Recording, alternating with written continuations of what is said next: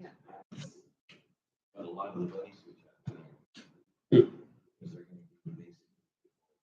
We're learning more about hopefully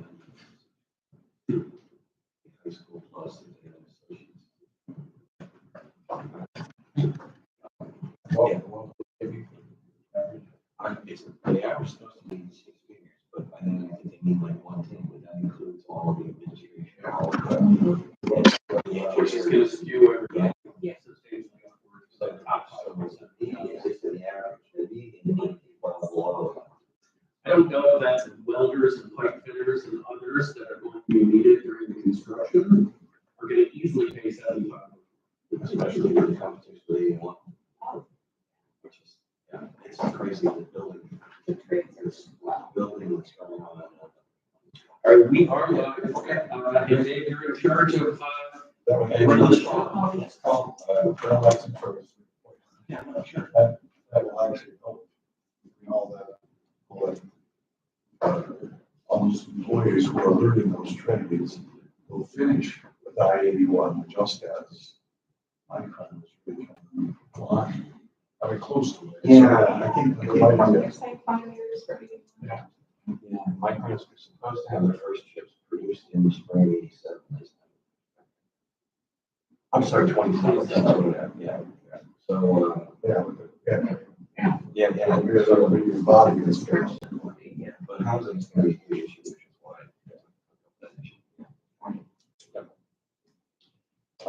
Okay, following order, on 34, old business.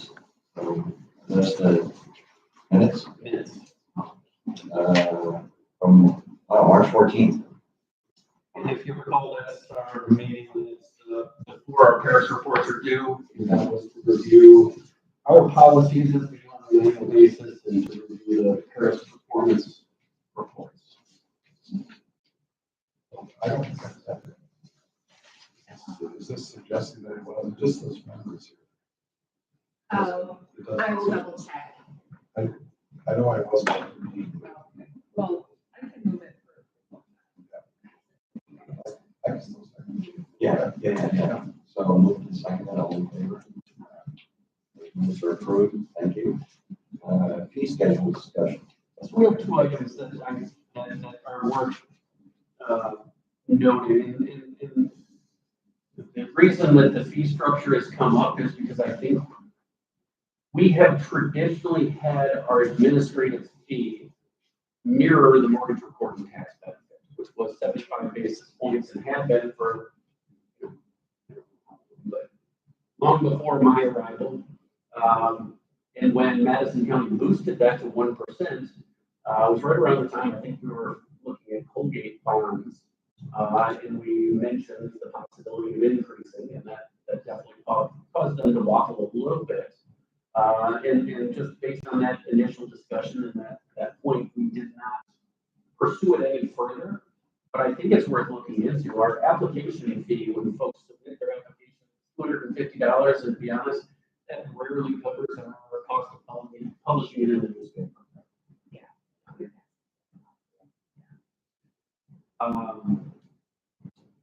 When I had Amanda, she included the fee schedule, so you guys are all looking at that.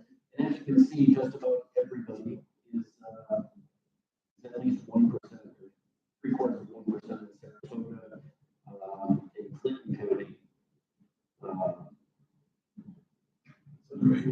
How much is it to? It's about $250, $200.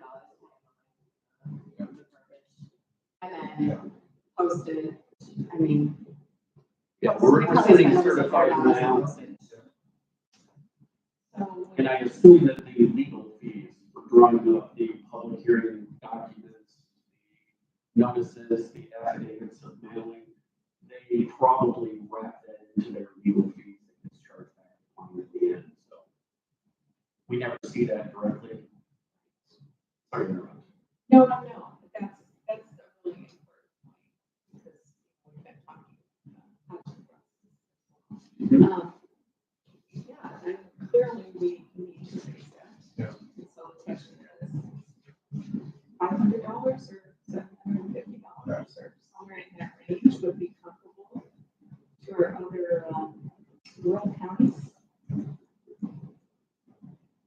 But I don't think that aspect needs to be a profit-making center, but, you know, I think it's still $9,500 and allows us to cover our costs. I know it's easier just to say $1 per application, but maybe we could actually divide it so they realize it's the finish. So, application fees. We could have a fee for expenses, some sort of expenses. I think it's easier to just give almost number than covers. Yeah. Won't stop anybody. Going from 250 to 500. In the scheme of the projects that we're seeing that are, you know, 3 to 10 million on average, and many that are exceeding 20 to, in some cases, with the CRC side, you know, up to 100, I mean, it's not. We've taken that in public. So do you think 500 or 750 or 1,000? I mean, there's kind of where center more range. I'm not gonna, thoughts on whether the fee goes directly to their. And I don't know, I didn't dig into that any further, maybe I don't know if you have any insight, I don't know if that offsets there, you know, I'm sure it's the production of the, after they end up mailing the public hearing notice, you know, just the legal. I don't know if that's literally, right, I don't know if it gets credited back, but yeah, that's. Yeah, I'd rather stay away from the Yeah, yeah. Just cover our own expenses. So what does it mean credited close? Does that mean that they, If the project actually comes if it's approved, fruition, yeah, then you gotta have, you get the money back? or it's taken off, but yeah. Or is that what you paid? I think that it's an upfront 2,500, we'll go through our process. If Yeah. everything works out, then we'll get our full fee and we'll credit that at 2,500. But if it doesn't, we do all of the legwork and the administrative staff time going into it. That's because we did, 3.1%. Correct. That's the bigger. That's what builds up. Yeah. The work. You know, my comment would be, I don't think it would be unreasonable if you're looking for a staff recommendation at a $500 application fee. And I think there ought to be serious consideration of the, you know, 1% to mirror the mortgage reporting tax. And I pitched that in the past, and that's kind of the way that I've presented it. Since we've gone to 1%, I don't describe it that way, but usually say, how many benefits are sales tax paid in the mortgage reporting tax, but the mortgage reporting tax benefit will be, you know, most likely equivalent or very close to the administrative fee that we charge on close. Yeah. I don't think it would be unreasonable, and I don't think it's off base in comparison to what other communities. Yeah, I think that makes sense. So we changed to 500 applications. The recommendation was made to us, sort of there for everyone's consideration. So you want to take action or just report back to the board? I think reporting back is sufficient. Again, I don't think any official. Okay. I mean, we don't set the policy. Just Right. approve the recommendation. We'll make that. Yeah, okay. So you don't need a resolution to make a recommendation. We'll just, Yeah. so, and it's in the minutes, so we'll Yeah. bring it back. Report back to the board, talk about the discussion. What's the next meeting? September 18th, 18th and 19th, yeah. Okay. Well, it's good. But I think it's reasonable, and it's Yeah. probably time. We've Yeah. kind of going back to short tracks, and it's been something that we've batted around, but never had a serious discussion. And I guess we've done a lot of investigating what other communities were. Yeah, this was helpful. Yeah, it's interesting, some of them apply that closing and some credit closing.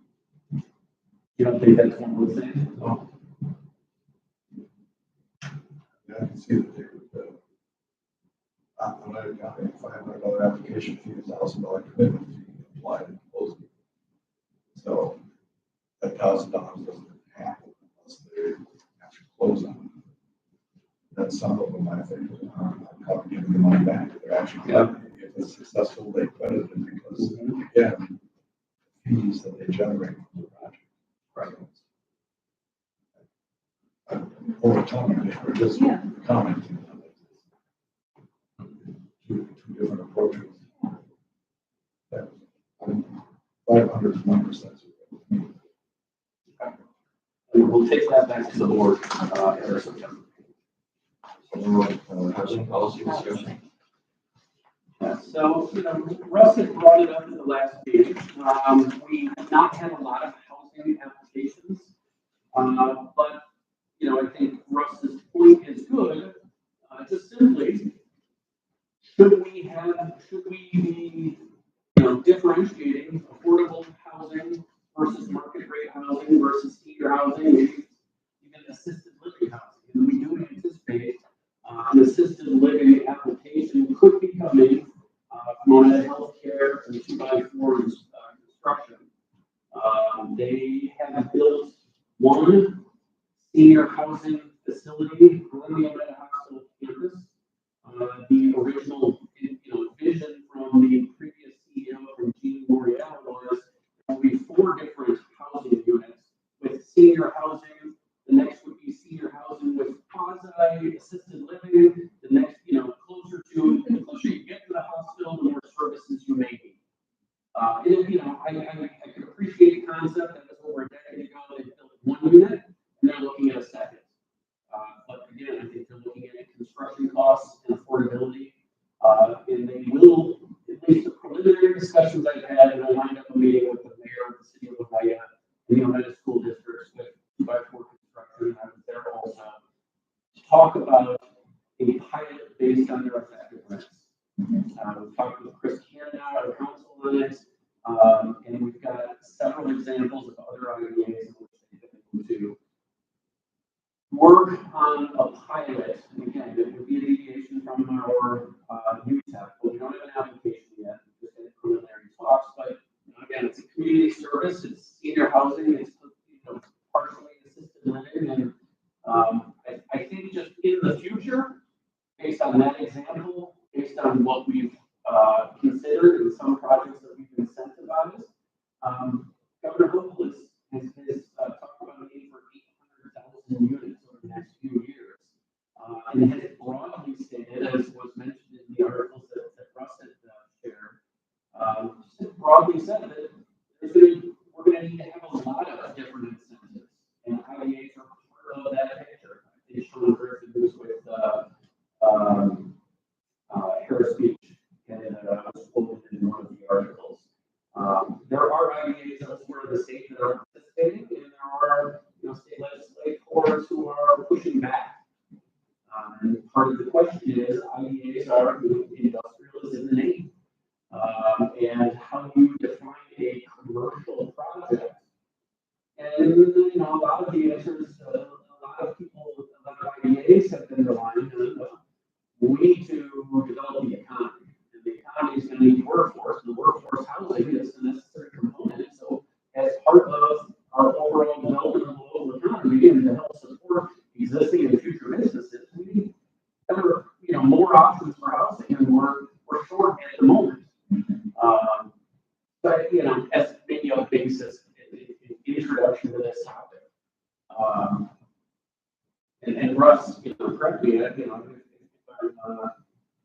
I did do the calculation.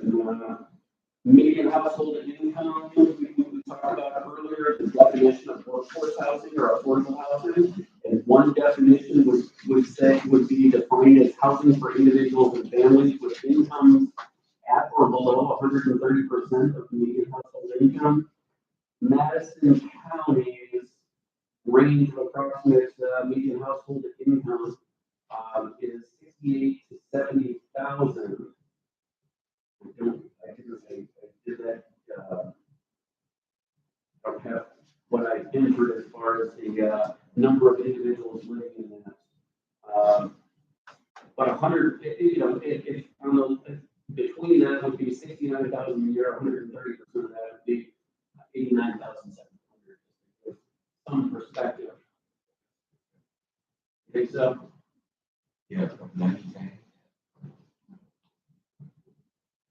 So the project on that would be taxable. The asset factor? No, What the use of it, It would be, I think, carried by 2x4 construction, not the medical healthcare. So 2x4 would be doing the construction and they would work in partnership. It would be a for-profit operation.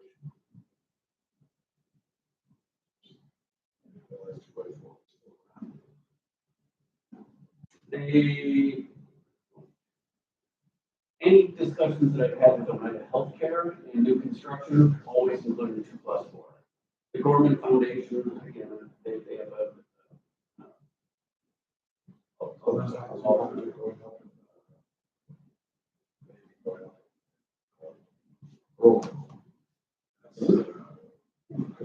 Christopher communities. Is that hospice?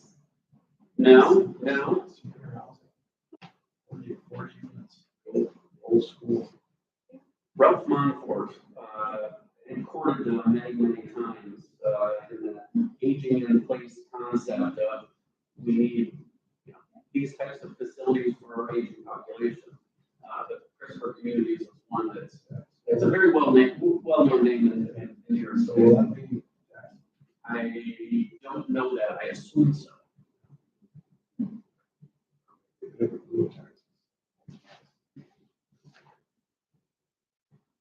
Well, if they negotiated something directly with taxing entities, which, thinking back, the casket factory, workforce housing, a lot of those housing projects that we've discussed in the past, that casket factory housing project came about months after the flooding of the flats, or, within a year or so, it was conceived and they pushed for it. They might have negotiated an independent pilot with the school and the city, and maybe with the county involved also. You can't do that? you want it? No, they changed the law that you can't do it individually. You have to look at everybody. Well, I'm not saying that their payment percentages to each of the taxing entities changed, but I think they negotiated. I'm under the impression. Right, we wouldn't be able to say, school district, we're willing to give you 10,000, and the county's gonna get 20,000, and the city's gonna get 50,000 as payment. No, 60% always goes to the school, 20% to the city, remaining to the county. The Green Empire Farms are They do have some on-site migrant housing, which isn't exclusively migrant. If folks are coming to work for the company and live more than 100 miles away, those employees need to have the same opportunity for housing also. I've been there for years. They definitely built their first, which had 30 units. Their second, they came before the planning committee with a modification during COVID so that they can have more separation, which might have had a second story and, a left and right side of the house, communal kitchens, but just trying to limit interactions of people indoors. But I think they built 2, which means they could house up to 60, and their original plan was for a total of 3. But it's on their property. On their property. They're awesome. It was a requirement, as I understand it, of the H-1 visa program in which they can bring in migrant workforce for up to 11 months. So they need to provide housing and food, room and board for all of those employees, and They take a. there's college hotels. They did, and during COVID, it was a couple of different. So these are all multi-family. Yes. But no one ever said that. They never even talk about what happens if Joe Blow wants to west the street and says, I want to build a house. And I build it, I need to. I think it comes back to that commercial aspect. So multifamily housing would be considered, an apartment unit or an apartment complex.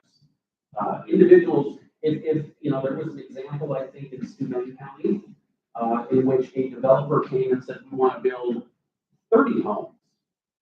And after we build them and after, we might consider selling off individual homes if those, you know, renters didn't want to become buyers.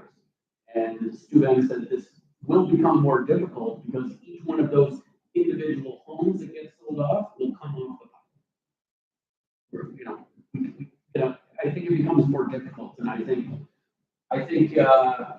my counterparts across the state are only considering what they can define as commercial, and it would not be on a case by case or individual basis. Syracuse somehow negotiated with the state to do new housing and lower assessments. They have what? Lower assessments. Under construction. They have a program, construction, I don't know, everywhere in the city or certain places. Because You can run the university and the colleges Probably. and stuff. Yeah, it's southwest. It's probably some organization, they somehow got the authority to lower assessments, which is, but effectively the same thing, lowers the cost of housing. But it's not allowed statewide. It's not, we can't do that. Right, other houses, Syracuse housing is already going up in the properties. So maybe that it's. It is a part of that. Yeah. Yeah. Like, That's part of the land bank? Yeah, they have, but it wouldn't surprise me that some of them, if you build like one of these big, either, just new construction, not really. yeah, it's constitutionally, counties can't build houses.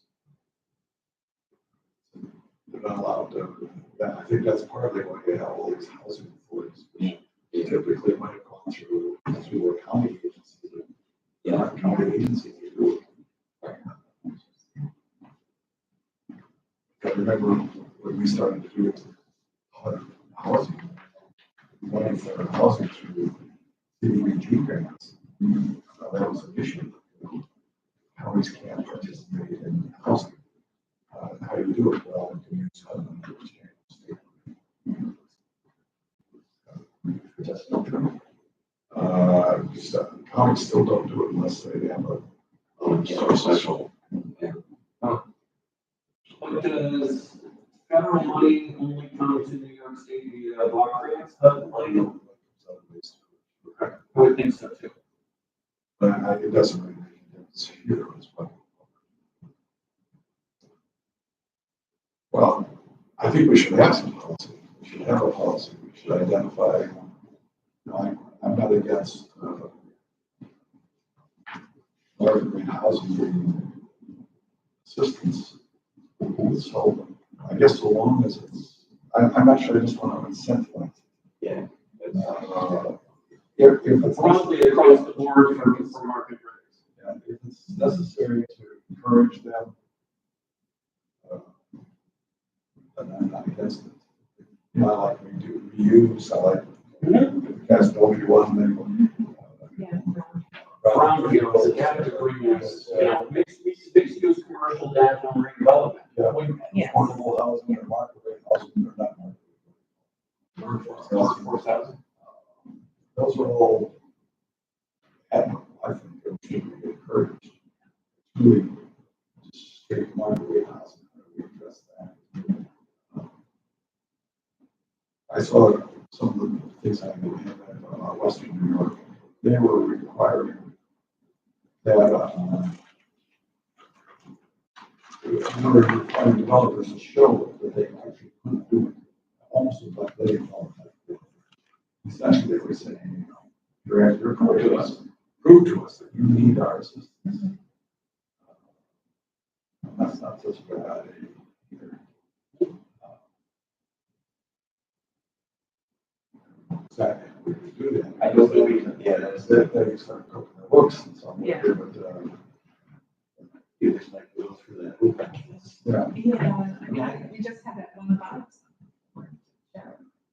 If you do it without this. Yes. yeah. No problem. And you can't, I don't think we could say we're not going to do unless all the taxing agree to it, because that takes away our power. We're the ones who are, we can get the recommendations, but we can't leave it up to them to say, no, we're against this, therefore we want to stop, because that's not, that disturbs our abilities. But I think we need their input. Yep. If we value their input, we historically we have. I can't think of a single project where we have not taken into account. Good. We've said no. Going back to the before, Madison Marketplace project, they tried to claim after we get funds that we'll be able to do it, but that's kind of hard to make. We've already started, we've already done the deal. And, but yeah, it makes sense. I think both practically. Let's get rid of it. Some of them, maybe not used to about 4 language, but we have that. So how do you That ability to assess? determine amongst the board members and working with the community and taxing entities Yeah. to say, okay, these are unusual circumstances. And the 99 Albany Street example is a dilapidated building and, an underutilized property and something that the community has looked at for years and years and years, as we would love to see something done with this as part of our downtown, and it hasn't happened. And I think that by incentivizing it, we will see that, and there will be an increase in tax, in payments to the taxing entities. I think back and I circulated an article written by the comptroller of the city of Albany, who sits as the treasurer of the IDA. And when Albany, when certain legislators were clamoring that look at this $7.8 million that the IDA has taken away from our taxing entities, it was the city's comptroller who says no. These properties were on the tax rolls for $1 million, and without but for the IDA stepping in and assisting, the payments to these taxing entities are $7.2 million versus 7.4. And those are payments in lieu of taxes that they wouldn't be receiving if it wasn't for the IDA helping to kickstart these things. I'll recirculate that article because I think it was a letter to the editor of the Times Union. But I think it's important that people, one of these articles was saying, what, we're going to start incentivizing the, an individual's purchase of a car. But that's not what ideas do. We're not going to put it in there's no property tax. I think that if you want to badmouth ideas or say that we're giving away taxpayer dollars, there's arguments that people can use, but I think deep down we understand that we play a certain role for certain projects. And I think our board's done a very good job, and Madison County is not one that's stepped out of the lines, I don't think. Madison County. And I found it interesting and noted here, just one paragraph from the one article was 1985, the village of Port Chester asked the state comptroller whether an apartment complex could be considered a commercial facility and therefore eligible for assistance. And the comptroller punted, passing the interpretation of the law back to the IDAs, the two standards the comptroller set a project should promote employment opportunities and prevent economic deterioration, remain the office's only legal interpretation of IDA in-house. That's going back to 85, so give or time, that's 40 years ago, but I think that rings true still. I think that's, and others, adaptive reuse is being done by a lot of communities. And something I think was probably pointed out, the governor had a very strong push for the pro-housing initiative. And pro-housing is committing the community to increase the amount of housing that's available. And if you increase your housing stock by more than 1% or more for the last 3 years, then you're certified, and it opens up an entire stream of funding for preferential treatment on state agency funding, from Empire State Development to HCR and others. Again, there's more push and more incentives, specifically for housing, which again, I think a lot of people are pointing to and saying, The IDAs might need to play a role here if it's a commercial project, if it's an apartment complex, if it's addressing workforce, if it's addressing 55 plus, if it's assisted living. That presentation was made up to the REAC board. You can apply for whatever the status. Pro housing Certification. Mhm. But you have to meet certain criteria in terms of recent growth, or there will be a whole other There was criteria. 1% over any of the last 3 years, or a third of a percent each year for the last 3 years, or if the towns, I think there was 4 things. One, to pass a resolution at the town level saying that we will try to encourage housing. One, that you've got your land use plan digitized and on your website, and your zoning map digitized on your website. It was not heavy hurdles. The heavy hurdle was the bureaucracy of getting on the town agenda, presenting it in the board saying you have to pass a resolution. We're willing to do this, which again was the key to unlocking additional funding. And I think 8 different towns in Madison County put in their preliminary letter of interest, which is where the state will respond and say, here are the 4 criteria. If you can prove this, we're all set. And if you otherwise, here are the things you need to do. I don't know if anybody got in before the July 31st deadline. Category came to I know we went to pitch, we went to the committee of the whole, we talked it up. The PCD and capped out probably because they have paid staff and the ability to address those things. Tried, I think, push, I don't know if they were successful. Regardless, it's worth noting.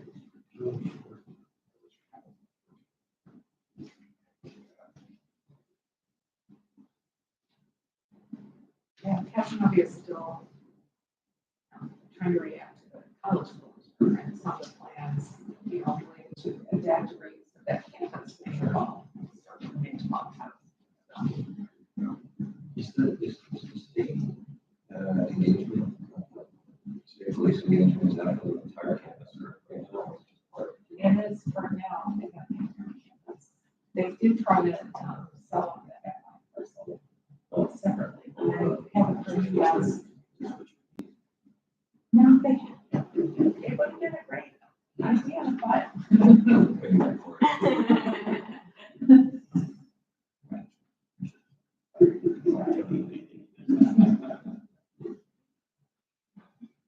But apparently they're gonna extend their lease for a reason.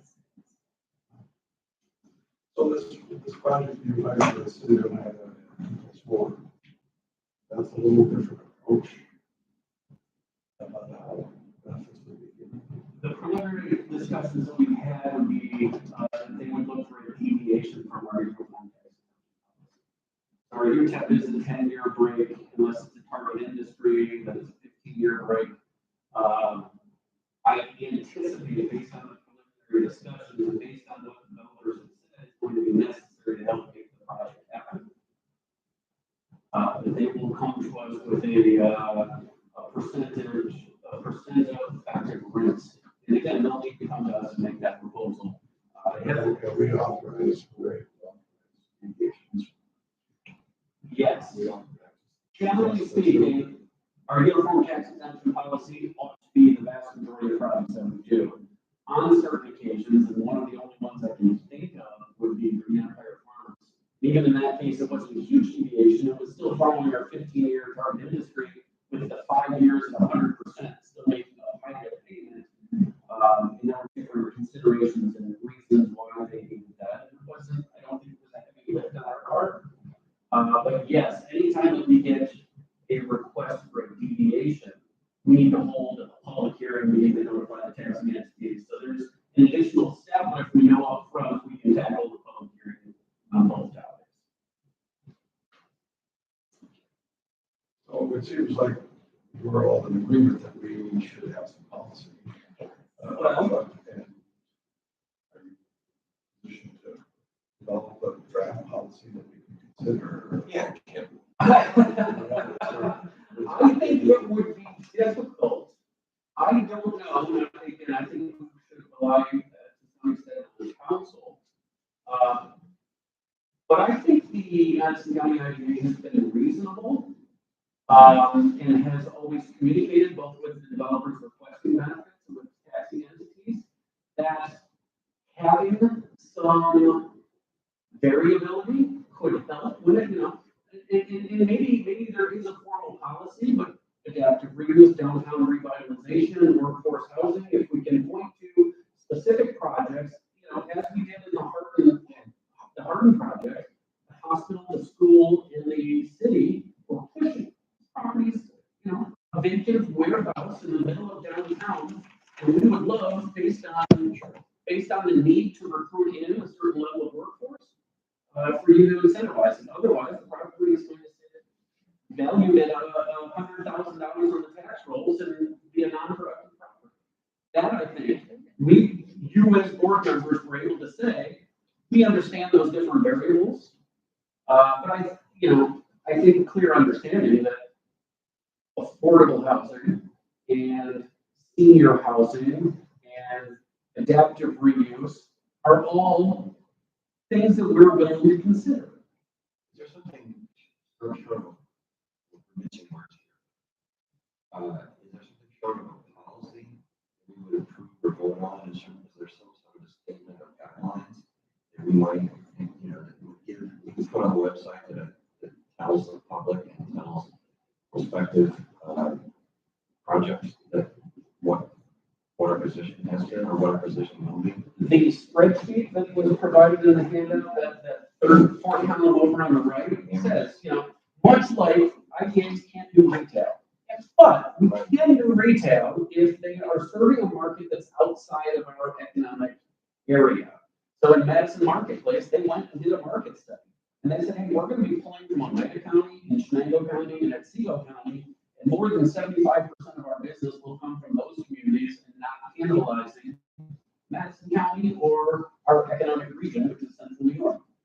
They made that argument, and yet we did not offer them benefits. I think that's a good example to keep in mind. Right. We are not understanding. Right. We put our consideration into it. I think it could be reasonable to create a housing policy and try to put some of those points of consideration and what might be required together. I don't know if we want to open up our uniform tax exemption policy and put a schedule together specific for housing and breaking it down on what senior housing might be eligible for. I just think that's maybe taking it a step too far. I did ask, and Shannon from Hodgson Russ had put together a couple. It's been the regular packet behind. Part of the handout. Yeah. Adaptive reuse policies that other IDAs have, just as a few examples. I guess please don't go out of your way and talk about the Madison County policy, but it would be interesting to look at other examples. So we've got an example for market rate senior housing, for-profit market rate senior housing. I think there's an adaptive reuse policy from Erie County. I guess, Russ, are we losing sight of your original question of the question of market rate? I think what we've seen elsewhere, at least in Onondaga County, which I talked with you about earlier, Onondaga County has a pilot that they're willing to offer.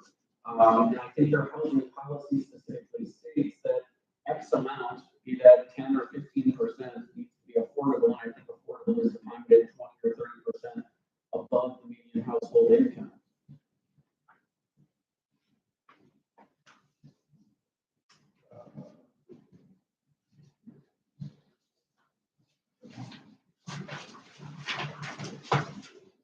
The Nassau County IDA example from page 11 and 17 shows different schedules and an explanation of what would be the area median income as part of their guidelines.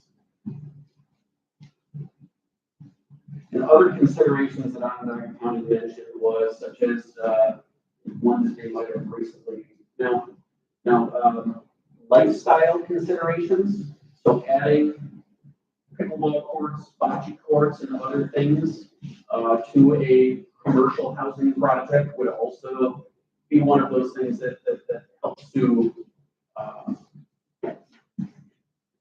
would help them to look more favorably on it.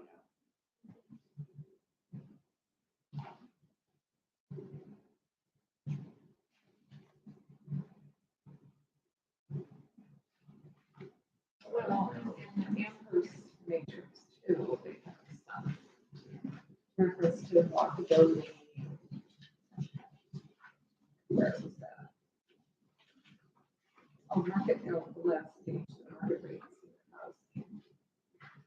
What do we know about housing finance? Affordability of housing finance? You can find choices. Not very expensive. But then people who live there aren't making much money either. Right. So Do you think that's still the case? it's not the case. Going to happen. Or, I'm in Casanova. not, yes, I don't know about that. I had a tradition, inexpensive housing. Yeah. Huge yeah, houses. yeah, still there. I don't know if that's still the case. I live closer to Sherman from Med County, but I was in awe of a house just down the street, crossing the doctor's office to Deer Park, 3-bedroom, tiny little, kind of a bungalow, which would typically think might be $150,000, $170,000 house under $320,000. And you can't find that house. I mean, ranches on, fixing the driving range up. Those homes were always, 121, if they were pushing 180, that would be on the high end. They're all 250, 280, 300 more. And again, those are just a couple of examples, but I don't think that's a whole lot different from current interest rates. Wow.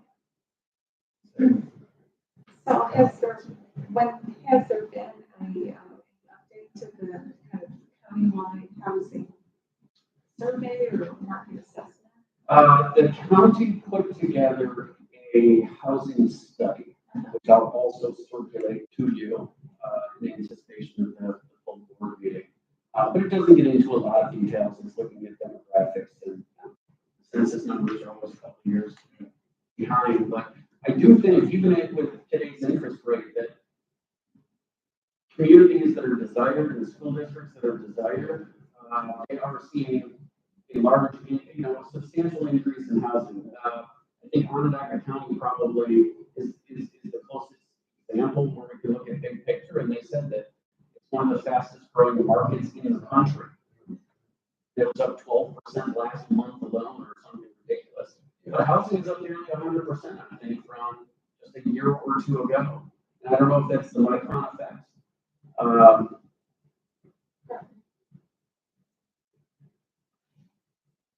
Yeah, I don't think that. And refuge. I mean, I think anecdotally, there's a lot of people. Yeah, Cooler temperatures. Those of us in higher ed sometimes look down the road with demographics. It's pretty scary how many people in their 20s and 30s now are not unemployed. And so I think there's still a fair number of communities in upstate New York that are looking for single family housing or multifamily housing. But in 20 years, there's going to be a much greater demand for 1 or 2 bedroom units max. A lot of people are going to shoot home ownership. That's where you're having a little rent, a nice place in a location maybe where it suits their lifestyle. Lifestyle choice. Right. And so that's, I don't know that a lot of Americans or even builders have sort of thought about that 20 years ago. I can assure you that colleges who didn't think about this 20 years ago, are now thinking about 2035, 2040. It's pretty because the college students in 12 years are already in first grade in college. It takes 18 years to produce an 18-year-old college student.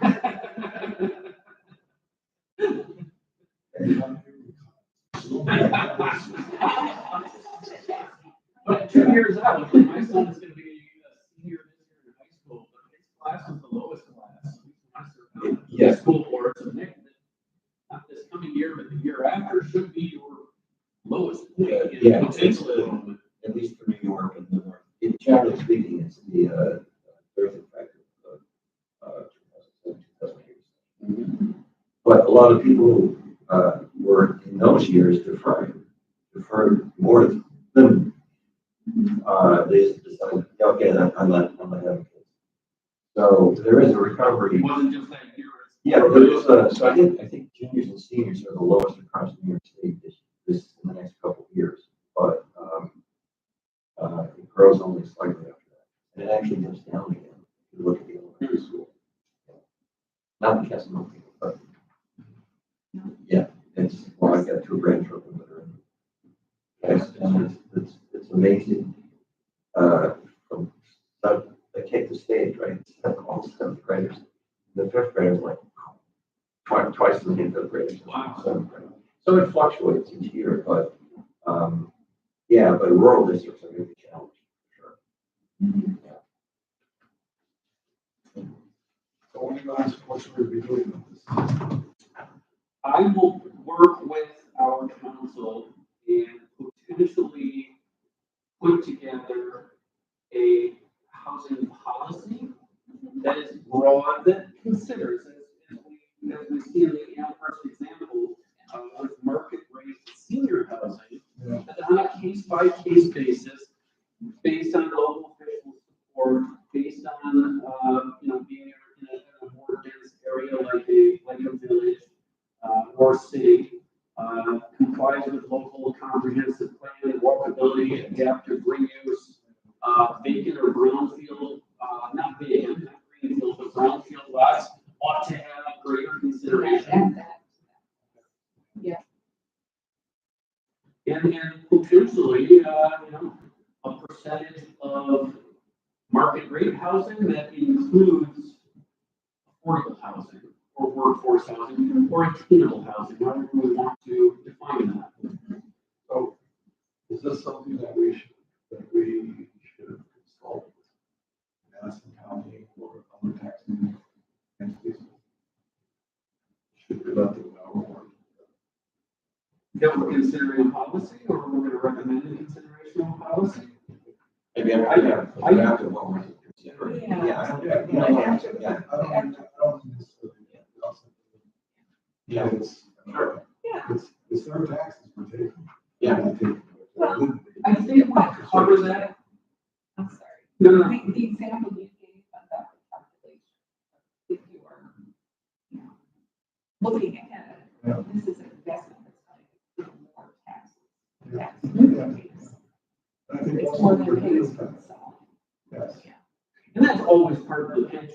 And, a formal notification of taxing entities or even a surveying of, getting a sample would probably be a healthy thing, but this local official support is where if we're approached with an application and we run a cost benefit and we're going forward, the board blesses a public hearing for consideration from the public and taxing entities. I call the school district, I call the county, I call the village, and I call the town and explain. We're invited, but in plain language, this is what's being requested of us. This is the description, this is, those are projects. That is. It's after we get an application. It's hard. Yeah, no, I realize that, but I got. I'm thinking about one of our members' slides. Yeah. Who, is really a true local, regardless of what he's doing now. You really touch background. Yeah. In a rural community, and knows what's going on, and so forth and so on. And I see that as a potential response for if we bring a project and say, and they will be surprised that that project is for them because they didn't think that we would cover that. So that's why I'm thinking that, is there an approach that we should just let the course entities know that It's just a lot of notification and involvement and education to, and not that that's a bad thing, but is it reasonable? I mean, that's, when my counterparts say, if we have this discussion about, housing policies, please get back to us and let us know how that discussion goes, and let us know how you plan to proceed, because if it's a question of modifying our uniform tax exemption policy, we're not interested in opening that up. But a general policy for consideration and how a project would be considered commercial.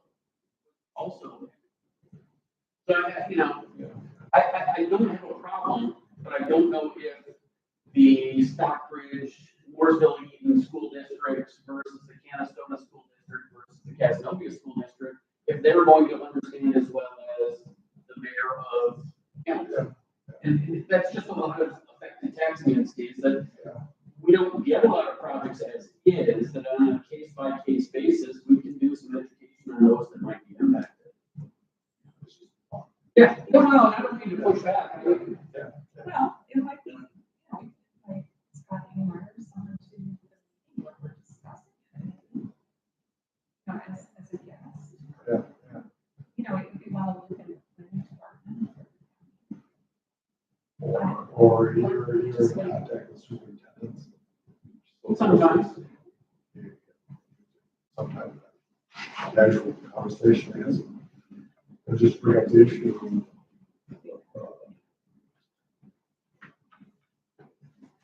Policy for housing. Or how they would stand or how they think that they're. So I mean, once a month here on campus,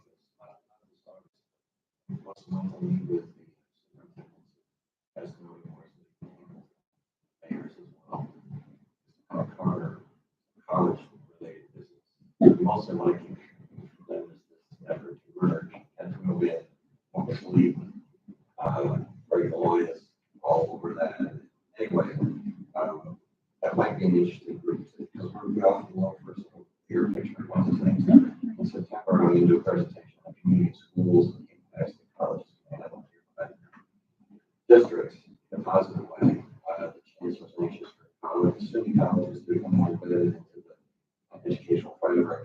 Well, Binghamton and Buffalo are going to lead that way. So this group that has been somewhat started off as informal analysis, pretty much every month, that might be an interesting group to kind of.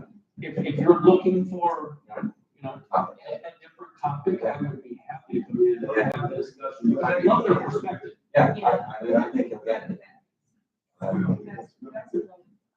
think of the coalition of Southern Madison County Supervisors, or even the committee as a whole. Yeah, it's an easy group to get in front of, and for a 10 or 15-minute discussion.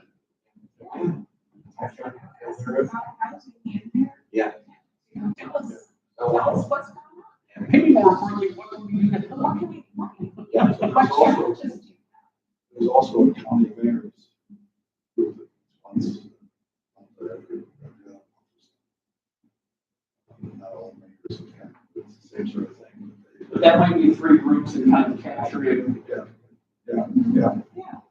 and do that from. Formally, informally. Yeah. Yeah, because they look for topics. I know the one that they're discussing right now. There's discussing new potential regulations for the fire departments. I don't know, the village fire department's out of business.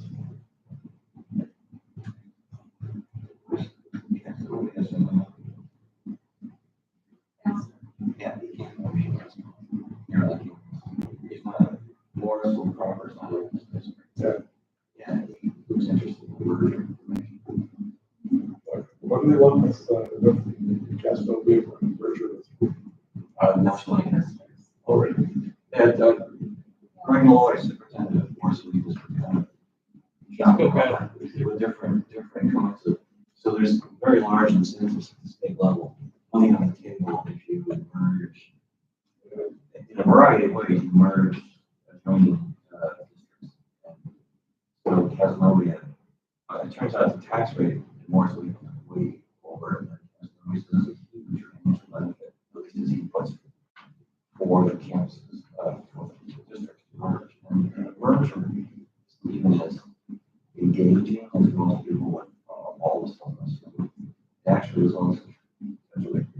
the schools being closed.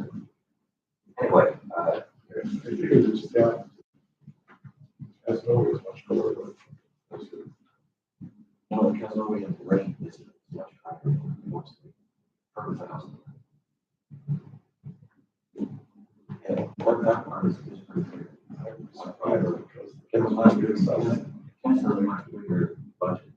No, I realize that, but the Tax base is much, yeah, but it is, rates are just. Effective rate wants to be lower. yeah, but it's not. Because that was an issue with Morrisville, because Hamilton, Morrisville, and Madison, Stockbridge, Richmond, were several years ago. And they recommended right at the outset that Madison and Stockbridge not be involved because the tax rates were so much lower. Their tax rates were significantly different from the Morrisville and Hamilton's. And in the end, Morrisville was still interested in consolidation, but wasn't because of the size of the district. Yeah, it's really big. The school for the elementary school would remain south of Stockton, of Smithfield. And the Hamilton district kids would be 2 hours on the bus to get to it. The high school was in Hamilton, the grade school was in basically 1 away. So the busing cost was just. He's trying to push this, but he's already said it.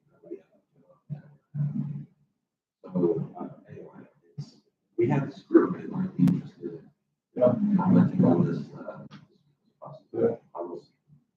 At least we got to get their feedback. They seem to have, the group seems to have adopted a fairly interrelated comfortable. Which will take minutes. We just, I don't get any more conversation. And, yeah. No worries. No, we have no live streaming, it's just, I think it's, we're not an agency, it's just the people, community leaders getting together on campus. That's good. Yeah, that's good. That'd be a good group for you to meet with. So, yeah. So we still have fees, right? No, the fee discussion, we've got a recommendation, We're talking about option and the rest of it. as far as what? They're changing their. Yeah, no, We already did that. well, yeah.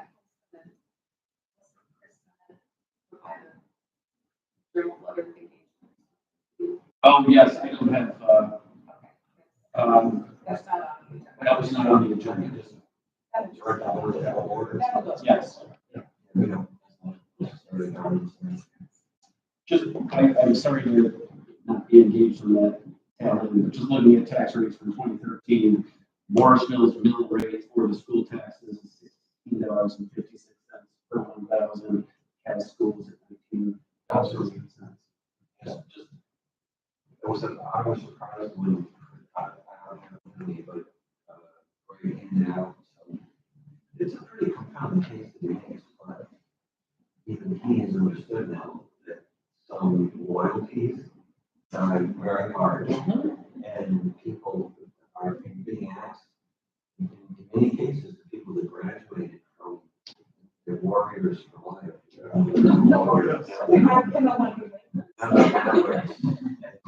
you know, anyway, but there are people, curiously enough, great always. So, but in any event, it's a huge goal. The concept, activities are renewable. Although they didn't initially approve the budget as drafted. Yes. Yeah, so.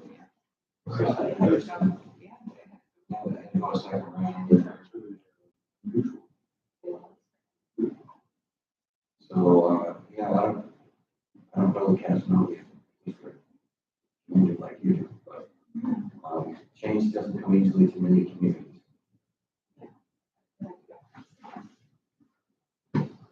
I don't think we're gonna come up with Solutions ourselves on that. Yeah. Okay, we've got some good marching orders. Are you guys comfortable with, Yeah, discussion. Yeah, thank you.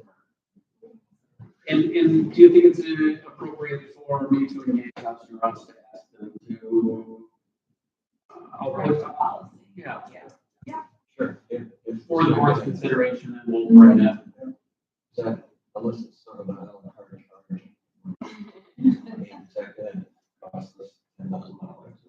No, I think that would be kind of under that general administrative.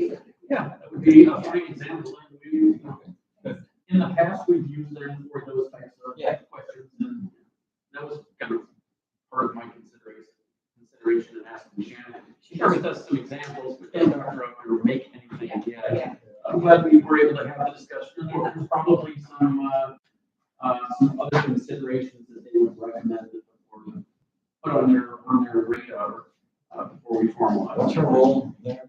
Shannon? Yeah. She's a lawyer, she's just a junior. I apologize, I don't know. Okay, that's. She could be an associate. Yeah. But she is a lawyer. She's Chris 10 years ago. Yes. I don't realize that the IDA field was dominated by Russ and Harris Beach. Oh,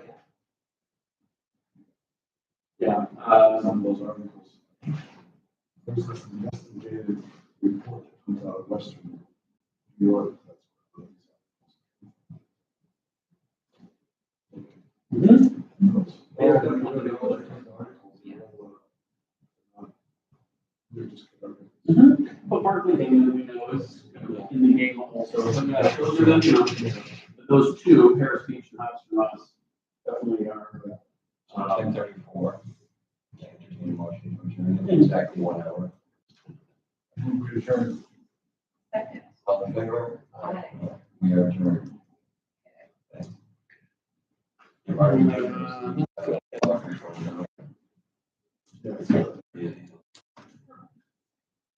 What was that?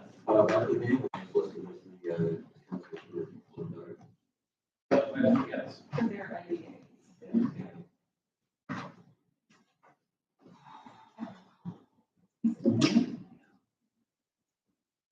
Jeff Davis. I'm trying to